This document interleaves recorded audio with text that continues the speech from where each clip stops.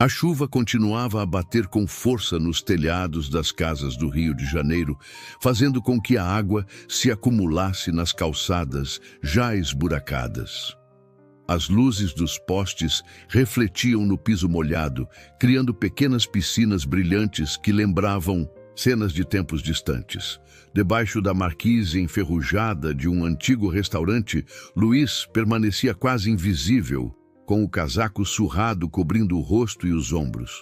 Ele tentava se misturar com os poucos transeuntes, mas dentro dele, o passado do Exército Brasileiro não parava de ecoar. Os anos em missão, as marcas das decisões difíceis, tudo isso volvia à tona sempre que se sentia encurralado. Naquela noite, uma coincidência inesperada mudaria seu caminho de novo. O sargento Ricardo, conhecido no bairro como quem controlava a pequena delegacia da área e comandava outros policiais que seguiam suas ordens sem questionar, resolveu provocar Luiz, apenas para passar o tempo até a chuva dar uma trégua. Ricardo deu risada alto, empurrando Luiz levemente com o cotovelo, querendo mostrar autoridade ali mesmo. Dentre os colegas de farda estava Vinícius, recém-formado e cheio de dúvidas, que não tirava os olhos do que acontecia. Vendo o jeito fechado de Luiz, sentiu um incômodo estranho, quase como se adivinhasse que aquele homem carregava dores que ninguém ali era capaz de imaginar. A situação saiu do controle em questão de segundos. Ricardo, sem aviso, chutou a mochila de Luiz para longe e deu o primeiro soco, seguido pelos outros 2 policiais, todos se revezando entre chutes e piadas de mau gosto. Os poucos pertences que Luiz tinha, um relógio velho, uma foto amassada e uma carteira gasta, foram jogados na sarjeta, misturando-se à água da chuva que corria pesada pelas ruas. Mesmo todo machucado, com sangue escorrendo pelo rosto e braços, Luiz manteve o olhar fixo e calmo, como se tudo aquilo não o abalasse, nem um pouco. Não havia raiva, nem um pingo de medo. Era uma calma tão fria que constrangia até quem assistia. Luiz parecia contar mentalmente cada golpe, gravando o rosto de cada agressor sem dizer uma palavra. Quando finalmente decidiram parar, Ricardo algemou Luiz sem delicadeza e o arrastou até a viatura. Enquanto entravam no carro, Vinícius foi escalado para ir junto e se sentou ao lado de Luiz no banco de trás. O silêncio era tão pesado que parecia encher todo o espaço, deixando Vinícius ainda mais inquieto. O jeito com que Luiz encarava a janela quieto e quase indiferente assustava mais do que qualquer reação violenta, como se algo perigoso estivesse apenas esperando o momento certo para acontecer. A madrugada avançava devagar, deixando o ambiente da delegacia ainda mais sombrio. Luiz foi jogado numa cela apertada, com paredes úmidas e um cheiro forte de mofo. Ele sentou no banco de concreto, mantendo as costas retas, o olhar atento. Embora aparentasse cansaço e dor, internamente ele analisava tudo: o som do interfone ao fundo, o número de vezes em que alguém passava pelo corredor, a posição das câmeras de segurança e até a pequena rachadura que ficava acima da porta de ferro. Era puro instinto de sobrevivência, fruto dos anos servindo em missões pelo exército. Sabia que ali, cada detalhe poderia significar a diferença entre sair vivo ou não. Enquanto aguardava o tempo passar, do lado de fora, Vinícius ainda não conseguia tirar da cabeça aquela calma estranha de Luiz. Incomodado, resolveu ir até a sala de identificação e buscar a ficha do detido. Digitou o nome que constava na carteira, mas não encontrou nada convincente. Assim, decidiu tentar as digitais. Quando confirmou o cadastro no sistema, o computador emitiu um alerta vermelho, estridente, exigindo contato imediato com a Agência Nacional de Inteligência. O coração de Vinícius disparou e ele sentiu um frio na barriga. Naquele momento entendeu que Luiz não era só um desconhecido perdido na chuva, mas alguém que carregava segredos capazes de virar tudo de cabeça para baixo. O telefone antigo, no balcão da delegacia, começou a tocar alto, quebrando o silêncio da madrugada. Vinícius atendeu apressado, mas logo passou o aparelho para o chefe, Ricardo, quando percebeu que se tratava de uma ligação importante. Do outro lado, a voz firme e fria de Juliana, representante direta da Agência Nacional de Inteligência, não deixou espaço para discussão. Ela exigiu a libertação imediata de Luiz, dizendo que a ordem vinha de cima e que qualquer desobediência traria consequências sérias para toda a equipe da delegacia. Ricardo, que costumava agir sem medo de ninguém na região, sentiu o baque daquele comando. Tentou argumentar, mas Juliana foi enfática e desligou sem dar chance de réplica. A vontade de saber quem realmente era Luiz misturou-se com a irritação de ter que obedecer ordens vindas de autoridades maiores. Mesmo contrariado, não teve escolha. Mandou Vinícius destrancar a cela antes mesmo do sol nascer. Luiz saiu calado, recolhendo o relógio e a velha carteira. Só sentiu, em falta de uma coisa, a caixa de metal onde guardava as plaquetas militares, que já não estava ali. Antes de sair, olhou para Ricardo com um desprezo mudo, um aviso de que aquilo não acabava ali. O policial, acostumado a intimidar, sentiu-se diminuído, sem saber se era medo, raiva ou só a certeza de que tinha mexido com quem não devia. Assim que colocou os pés na calçada, sentindo o ar fresco do começo da manhã, Luiz já percebeu aquele tipo de movimentação discreta típica, de quem foi treinado para observar sem ser notado. Notou o SUV preto estacionado do outro lado da rua, motor ligado, vidros escurecidos. Não era coisa de curioso ou bandido de bairro. Era gente que sabia o que fazia, talvez ligada ao próprio governo ou ao crime organizado. Luiz fingiu ignorar, mas seguiu em direção a uma rua lateral, caminhando sem pressa, como se não estivesse preocupado. Avançou por becos apertados, desviando sempre que ouvia passos ou alguma movimentação suspeita atrás de si. Quando finalmente entrou numa pequena travessa, o cerco foi fechado. 4 homens saltaram do SUV, todos armados, roupas escuras, postura profissional. Em outro tempo, outra pessoa poderia ter sido dominada pelo pânico. Luiz só enxergou o velho instinto acordando, cada músculo pronto sem precisar pensar. Foi tudo questão de segundos. Usou tampas de lixeira, esquinas de parede, até um pedaço de madeira largado no chão. Derrubou 2 rapidamente com golpes secos. O terceiro tentou sacar uma arma, mas Luiz já estava sobre ele. O último fugiu, antes de encostar o chão, percebendo que aquele alvo era mais perigoso do que qualquer um esperava. Quem estava por trás do ataque entenderia. Luiz não era alguém fácil de caçar e se tornaria um problema para quem insistisse. Não demorou muito para que as notícias da confusão nos becos chegassem aos ouvidos de Ricardo. No meio da manhã, enquanto tentava fingir normalidade sentado em sua sala na delegacia, ele foi interrompido pelo celular tocando de maneira insistente. Ao atender, reconheceu imediatamente a voz rouca e impositiva de Carlinhos Bala, traficante conhecido da zona. Norte, famoso por resolver assuntos na base da ameaça. Carlinhos não enrolou. Exigiu explicações para o que tinha feito, deixou claro que Luiz era intocável por ordens de cima e que, ao humilhá-lo e deixá-lo solto, Ricardo colocou não só seu trabalho, mas também a própria vida em risco.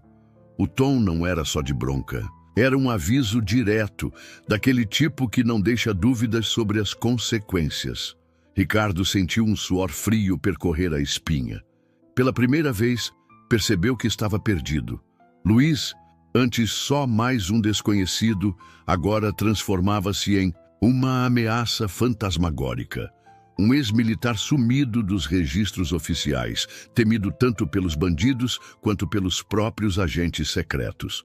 Pior, Carlinhos deixou entrelinhas de que Ricardo precisava resolver tudo rápido, senão, além de Virar alvo dos criminosos da região, enfrentaria também a fúria silenciosa e implacável daquele homem que jamais deveria ter provocado. A cada minuto, sentia o peso do medo aumentar, a paranoia crescendo, como se Luiz estivesse atrás de cada porta, pronto para cobrar sua dívida. Enquanto Ricardo lutava contra o medo e pensava em como sair daquela situação sem perder a cabeça, Luiz seguia determinado pelas ruas da Zona Sul, com os instintos afiados e um só objetivo em mente. Procurou Ernesto, um velho amigo de quartel, hoje envolvido até o pescoço no submundo carioca. Assim que se encontraram num boteco discreto, cheio de gente que não fazia perguntas, o tom de camaradagem já se misturava a um respeito quase militar. Ernesto não hesitou. Abriu uma mochila gasta e entregou para Luiz uma pistola, munição, um canivete e 2 novos documentos falsos. Aqui também estão as rotas de entrega do Carlinhos e o ponto onde os carros dele ficam guardados.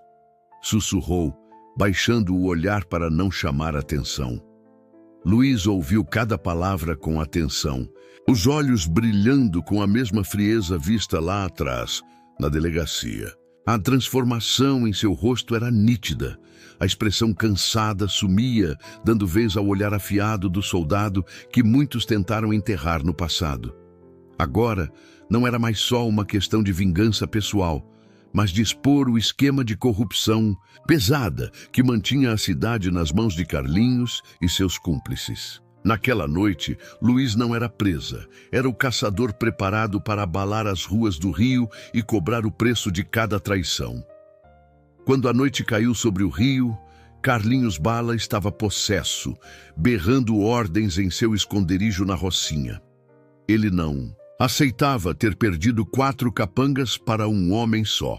Mandou avisar todos os seus aliados. Era para achar Luiz a qualquer custo. Mercenários bem pagos e policiais do esquema receberam a missão. Logo, a cidade mergulhou em clima de medo, como se cada sombra escondesse um conflito prestes a explodir. Os moradores dos morros cochichavam sobre o sumiço dos homens do Carlinhos e a polícia fingia que nada via, mas era impossível não sentir a tensão no ar. Quem tinha rabo preso mudava de calçada ao menor sinal de perigo. E a noite parecia mais escura do que nunca. No meio disso tudo, Vinícius sentia o peso da responsabilidade aumentar. Ele agora sabia que Ricardo estava envolvido até o pescoço com Carlinhos Bala e que Luiz, longe de ser um simples suspeito, era peça-chave numa história mais suja do que imaginava. Mesmo sabendo do risco, Vinícius começou a juntar documentos, ouvir conversas no corredor, fazer anotações escondidas. Dividido entre o que ditava a farda e o que gritava sua consciência, decidiu seguir sozinho buscando provas. Sabia que aquele jogo perigoso poderia custar tudo, mas não conseguia mais desviar o olhar da verdade.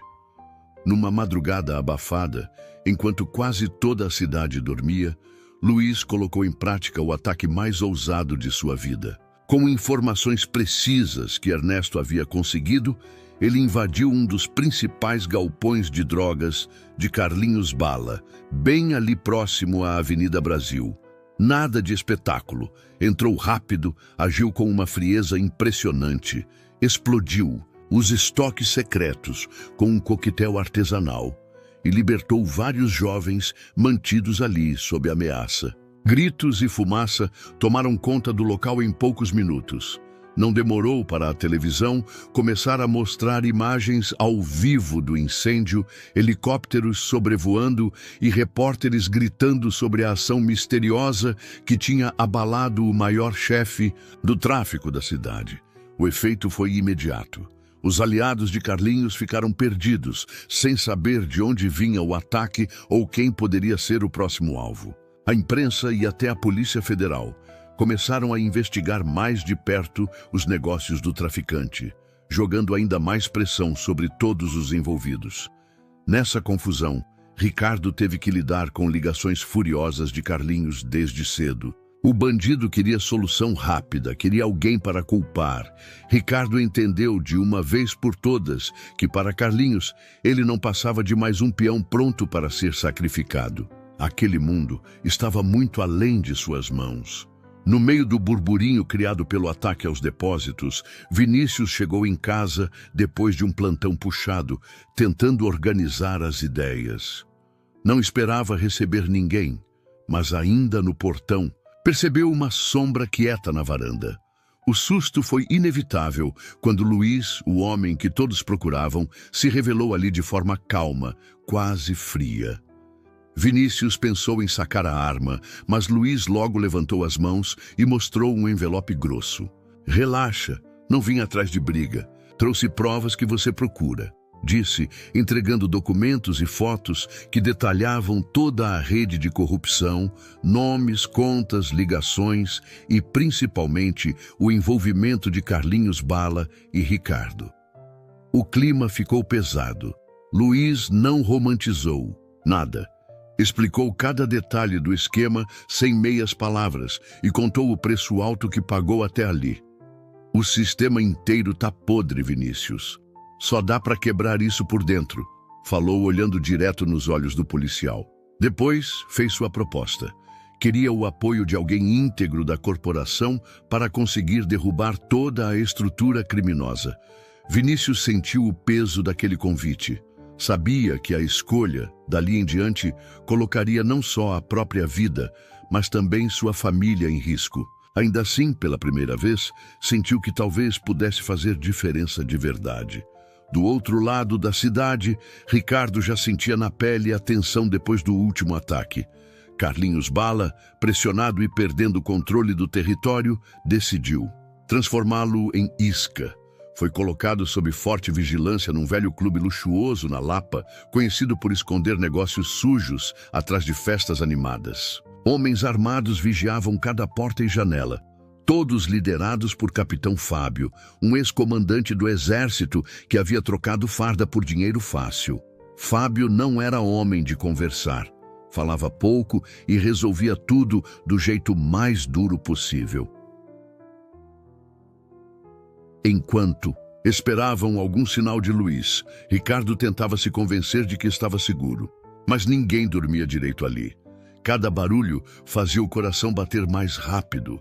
O clima ficou ainda mais sufocante quando um pacote pequeno apareceu em cima da mesa do bar.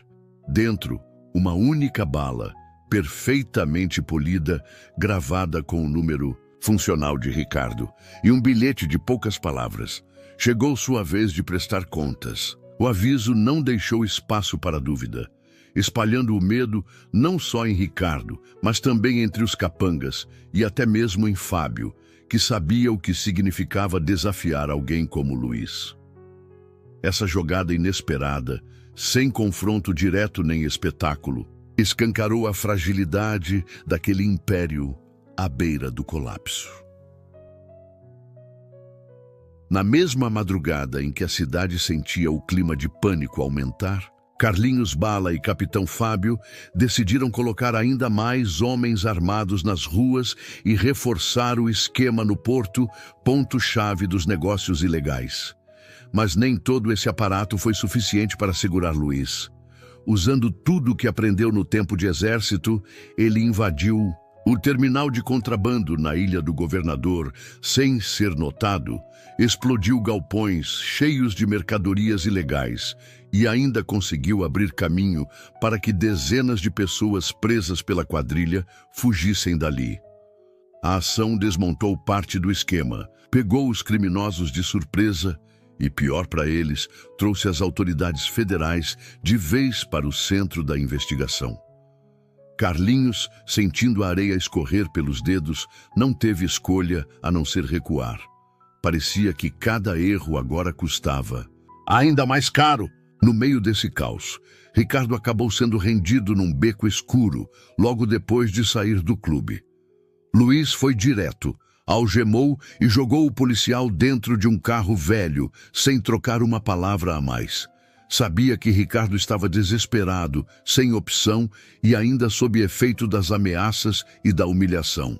Foi fácil pressionar para arrancar informações, porque Ricardo, naquele estado, virou apenas uma peça usada para desmontar de vez a quadrilha de Carlinhos e dar mais um passo importante desse acerto de contas.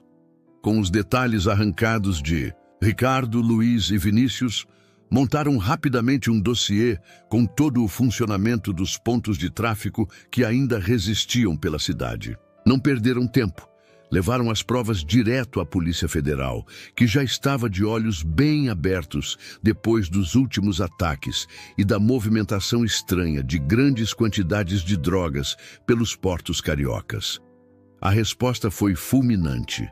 Em poucas horas, viaturas tomaram ruas de comunidades já conhecidas, helicópteros cortaram o céu sobre o complexo do Alemão e da Penha e começaram as prisões em massa. Os jornais davam o nome do esquema: Xadrez Carioca.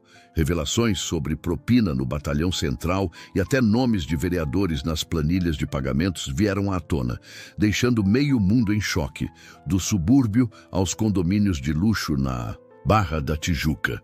No meio desse turbilhão de polícia, imprensa e medo, Carlinhos Bala percebeu que estava cada vez mais encurralado. Cansado de perder terreno, partiu para o último recurso possível.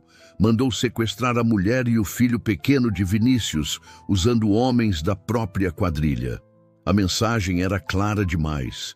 Queria forçar Vinícius a recuar, ameaçando aquilo que ele mais amava.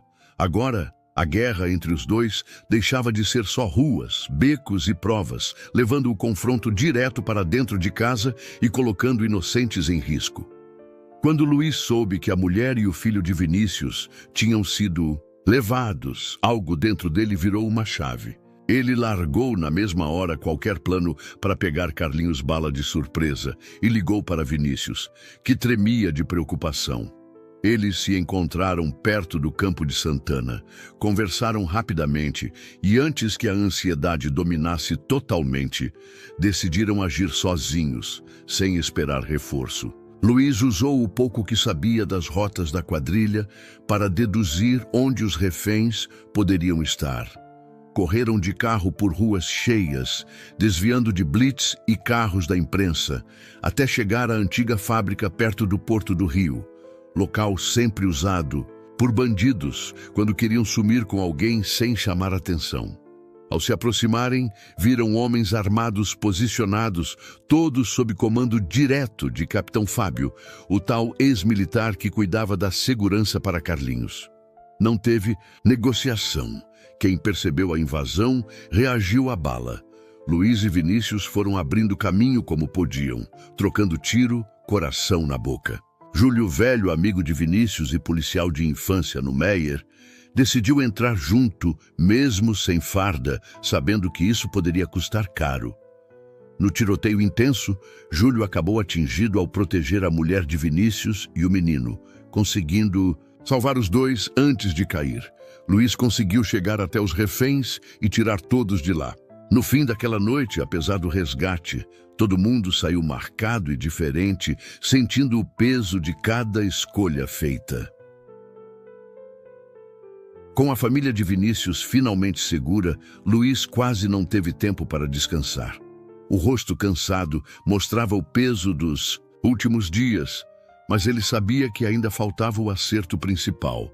Junto com Vinícius, estudou rápido os mapas da cidade, identificando onde Carlinhos Bala provavelmente se trancaria. Tinham certeza de que a mansão na Joá, com aquela vista para o mar e cheia de seguranças bem armados, seria o último refúgio do chefão. Luiz partiu sozinho na madrugada, sem aviso nem plano mirabolante.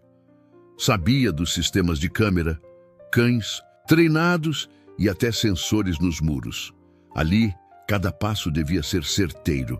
Aproveitou a neblina fina daquela noite carioca para se aproximar escondido, cortando energia do portão principal e lançando falsos alarmes na parte de trás da casa, desviando a atenção dos guardas. Tudo rápido, silencioso, quase um fantasma.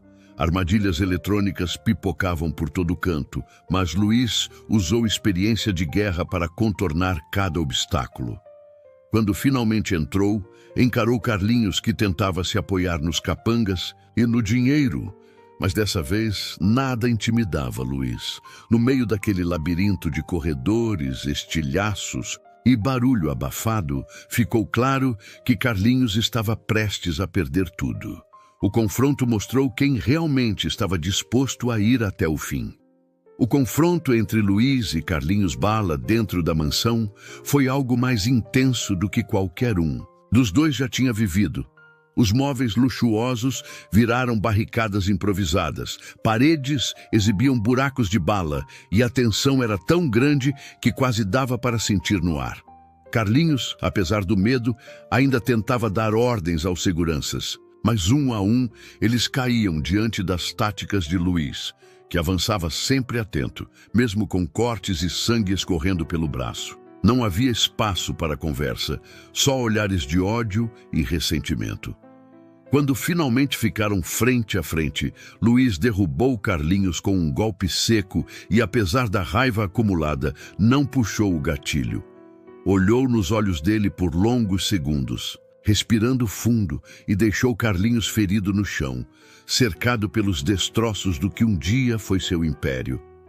Enquanto isso, Vinícius e a família, ainda abalados, eram levados discretamente por viaturas descaracterizadas até uma casa protegida pela Polícia Federal, tudo sob o olhar cuidadoso de Júlio.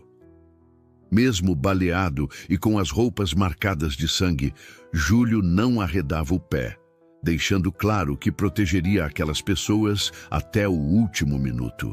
A sensação era de alívio, mas também de incerteza diante do que viria depois. A prisão de Carlinhos Bala virou notícia em todos os cantos do Rio de Janeiro. Jornais, televisão e redes sociais só falavam disso, lembrando o quanto a cidade estava mergulhada em esquemas sujos e corrupção alta. A história tomou proporções gigantes e as pessoas comuns, do camelô da Central até o empresário dos prédios altos de Ipanema, comentavam assustadas como ninguém estava realmente seguro. No meio desse furacão, Vinícius mal teve tempo de respirar. Agora, sob vigilância constante da Polícia Federal, ele treinava com advogados e agentes para o que viria a seguir. Iria depor contra todos os nomes grandes que apareceram nas investigações, sabendo que nunca mais teria uma vida tranquila ou anônima.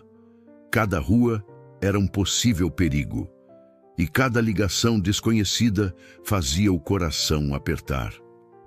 Enquanto isso, Luiz estava internado num quarto apertado do Hospital Miguel Couto, com tubos e feridas por todo lado, resultado do confronto brutal na mansão. O visitante mais esperado era Vinícius, que chegou num começo de tarde carregando notícias pesadas. Sentou ao lado da cama e explicou que todo o esquema desmantelado, na verdade, era só uma ponta de um iceberg internacional ainda maior. A rede chamada Comando da Alvorada, operando em vários países. Ali ficou claro que, apesar da vitória, a verdadeira luta estava só começando. Mesmo com os pontos ainda recentes e os médicos insistindo que precisava ficar em repouso, Luiz não conseguia simplesmente se deitar e esperar a vida passar. Desde o momento em que ouviu falar do Comando da Alvorada, sentiu dentro dele que não dava para parar agora, não depois de tudo o que viram e viveram. Deitado naquela cama fria de hospital, pediu para conversar com Vinícius sem pressa nem testemunhas. Queria olhar nos olhos de quem tinha virado quase um irmão ao longo de tudo. Vinícius, a gente já foi longe demais para abandonar isso agora. Luiz disse com a voz rouca, mas firme. Se topar lutar comigo dessa vez, prometo que sua família vai estar sempre protegida. Não vou deixar nada acontecer com eles. Só preciso saber se você está dentro de verdade. A sala ficou em silêncio. Vinícius pensou em tudo. O medo constante, a perda da rotina antiga, as noites em claro olhando para o filho. A raiva e o desejo de justiça, misturados ao amor pela família, pesavam mais que qualquer garantida de anonimato. No fundo, sabia que fugir nunca seria o suficiente. Ele apertou a mão de Luiz num gesto simples, mas cheio de significado. Vamos até o fim juntos, Luiz. Não vou abandonar essa missão, não importa o que custe. Ali, os dois selaram um novo pacto. O que vinha depois mudaria não só a vida deles, mas talvez toda uma história que muitos fingiam não ver. Passaram-se alguns meses e Vinícius já estava acostumado à vida discreta em um sítio no interior de Minas Gerais. O cenário era bem diferente do Rio de Janeiro. Ruas de terra, vizinhança distante, quase nenhuma conexão com o passado recente. O clima de incerteza ainda rondava a família, mas o tempo calmo ajudava a curar certas feridas. Gabriela, sua esposa, buscava manter a rotina leve para o filho, evitando notícias e assuntos ligados à antiga vida. Tudo parecia seguir como deveria, até o dia em que um envelope sem remetente chegou pelo correio. Dentro, havia apenas um pendrive e um pequeno pedaço de metal, com um símbolo militar estranho que Vinícius nunca tinha visto. Curioso, ele trancou a porta e ligou o computador velho. O vídeo começava com Luiz, agora mais magro e com olheiras fundas, falando diretamente para ele.